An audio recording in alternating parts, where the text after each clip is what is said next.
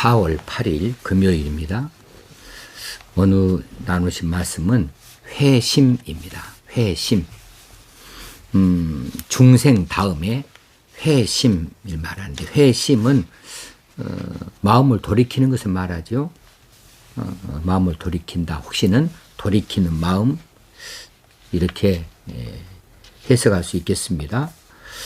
구약에서의 회심에 해당하는 이런 단어는 니캄. 이 니캄이라고 하는 말은 하나님께서 노아 시대에 세상을 지으심을, 사람 지었음을 후회하신다 할 때에 이 니캄이 들어있어 사용되어졌습니다. 그래서 회개한다, 후회한다, 돌이킨다 라고 하는 마음이죠. 마음을 돌이킨다, 후회한다, 내가 사람 지었음을 후회한다 랄 때 니캄이니까, 결국은 이 말은 우리 신앙적인 측면에서 회개하고 돌이키는 마음, 혹시는 회개하고 돌이킨다 라고 하는 동사적인 뜻을 갖겠습니다. 신약에서는 메타노이아를 써요. 메타노이아라고 하는 말은 방향을 바꾼다라고 하는 뜻을 가지고 있습니다. 메타는 돌아간다 뜻이고, 노이아는 생각한다 뜻이에요. 메타노이아 합해 놓으면은 생각의 변화를 말합니다. 말씀을 따라서 생각하는 것으로, 말씀을 따라서 생각하는 일이 수반되어진다. 그럼 어떤 생각으로 바뀌는가? 그러면 좋은 쪽으로 바뀌는 거죠.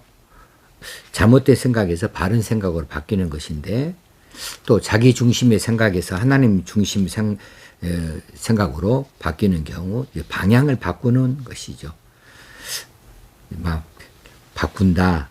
그래서 이 말은 결국은 회개한다 라고 하는 뜻으로 신약 성경에서는 해석되어집니다. 메타노이아 그러면 회개라고 하는 뜻인데, 이게 결국은 회심을 말하고 있습니다. 자, 성경에서 이 회심에 대하여서는 어떤 의미로 사용되어지는가? 자, 우리가 이전에 어저께 중생에 대해서 봤어요. 중생은 겉으로 드러나는 것이 없죠. 겉으로 드러난 바 없이 잠재의식 속에서 나타나는 것이라고 이렇게 말할 수 있다고 그랬어요. 그런데 회심이라고 하는 것은 보여요. 뭔가 변화되어진 모습이 보이는 거죠. 그래서 중생의 결과로서 의식 생활 안에 변화된 모습이 보이는 겁니다.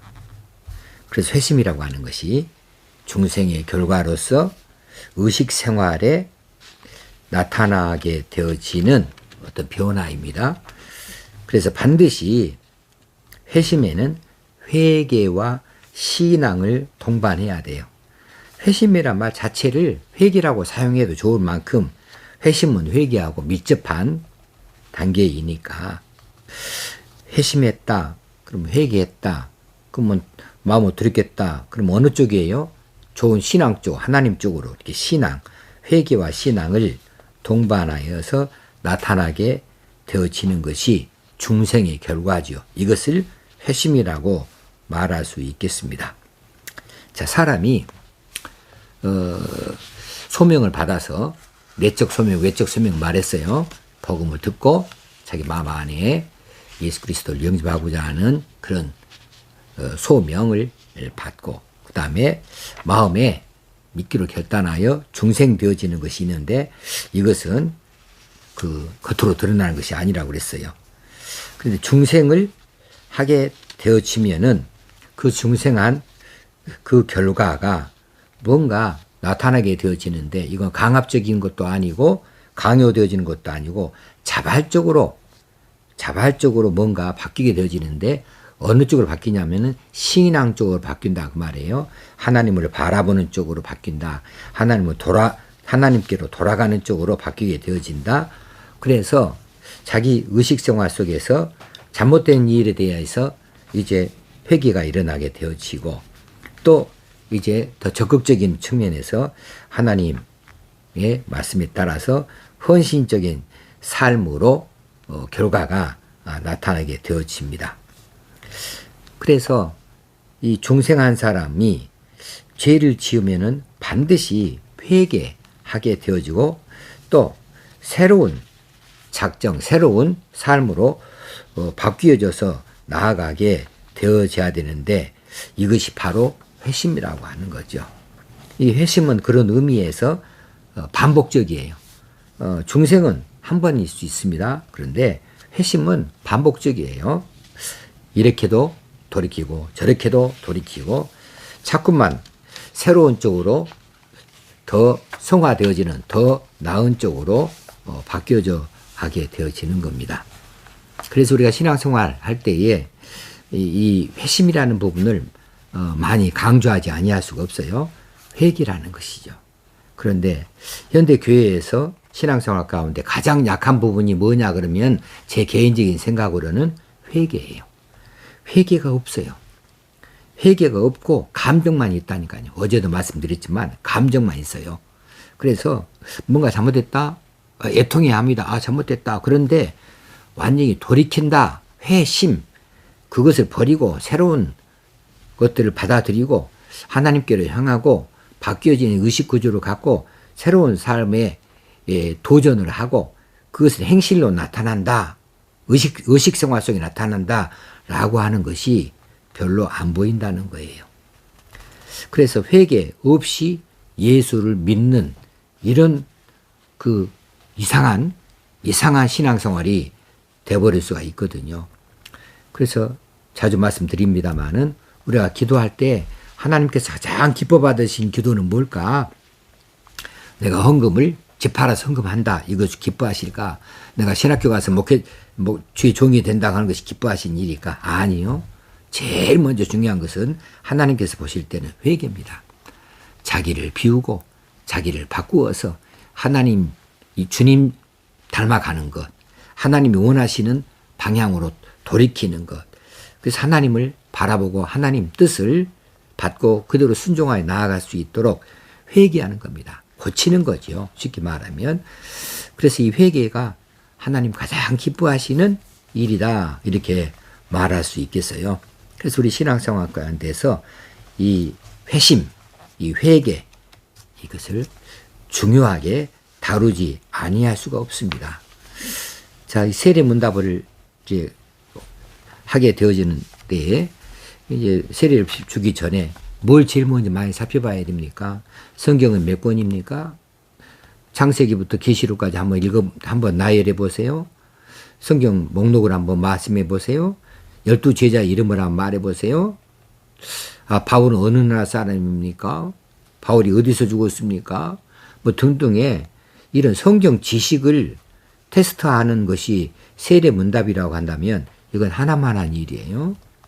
세례문답은 그 사람이 진짜 회개한 흔적이 있는가, 회개한 흔적이 분명한가, 새로운 삶으로 도전이 확실한가가 가장 중요한 일이죠. 그래야 예수 믿는다 할 수 있거든요. 어떤 결단을 가지고 있는가, 이것이 가장 중요한 것인데 그런 것 없이 다른 질문을 하게 되어지는 경우 그것이 회개보다 더 중요할 수가 없다. 앞설 수가 없다. 가장 중요한 것은 회개고 이 회심은 드러나 보이는 거예요. 중생은 안 보이는 거지만 회심은 보이는 거니까 회개했다? 그럼 그 사람 분명히 바뀐 것이 나타나게 되어지죠. 여수의 어시장에 욕쟁이 할머니가 계시는데 이분이 전도받고 예수를 믿게 되어져서 그 다음부터는 욕을 안 한다. 사람들이 볼 때 아이고 할머니 많이 바뀌었네요. 왜 욕을 안 해요? 나는 예수 믿는 사람이야. 욕을 안 해. 뭔가 사람들이 볼 때 바뀐 것이 있어야 되죠. 예수 믿는다 했으면 회개했으면 바뀌어져야 회개가 된 거죠. 완전히 돌아서 버린 것이니까 메타노이아 생각을 바꿔버렸다. 생각을 바꾸어진 생각이다. 그러니까는 예수 믿는다 할 때 회개 없이는 예수 믿는다고 말할 수가 없고 예수 믿는 일 가운데 가장 중요한 것은 우리는 끊임없는 회개가 계속 일어나야 된다. 그래야 성화가 되어지는 거죠. 자, 정말 회개한 사람은 정말 중생한 사람으로서 회개를 했다. 그래서 어떤 변화가 나타났다 할 때에 그 사람의 변화 세 가지를 중요한 변화가 세 가지가 나타나게 되는데 첫째는 생각의 변화예요. 사고방식의 변화지요. 이 사고방식의 변화 이게 바뀌면 두 번째는 이제 자기중심주의에서 하나님 중심으로 이제 생활이 바뀌는 겁니다. 이것이 신앙 생활이죠. 생활이 이전에 죄악된 생활, 세상에 물들어 있는 생활, 세상의 방식들, 또 풍습들 이런 것들을 그대로 따라 했던 것에서 이제는 하나님께서 원하시는 이런 생활로 그런 방법으로 바뀌어져야 되는 거죠. 이런 변화가 있어야 되고요. 세 번째 변화는 감정의 순화. 감정이 순화되어져야 됩니다. 금방 화를 냈던 사람들, 이랬다 저랬다 했다 한 사람들 자꾸 입술로 부정적인 이야기를 하거나 혹시는 남을 헛되는 이런 남을 판단하는 비판하고 판단하는 일들 뭐 그렇게 욕을 한다거나 이런 감정이 아니라 이 감정이 순화되어져서 넉넉한 마음을 가지고 부드러운 마음을 가지고 참 사랑의 말을 할 수 있는 사람, 긍정적인 말을 할 수 있는 사람으로서 감정이 순화되어져야 된다라고 하는 겁니다. 이 세 가지입니다. 생각이 변화돼야 되고요. 생활이 자기 중심에서 하나님 중심으로 바뀌어야 되고요. 그 다음에 감정이 순화되어져야 된다 이렇게 말합니다.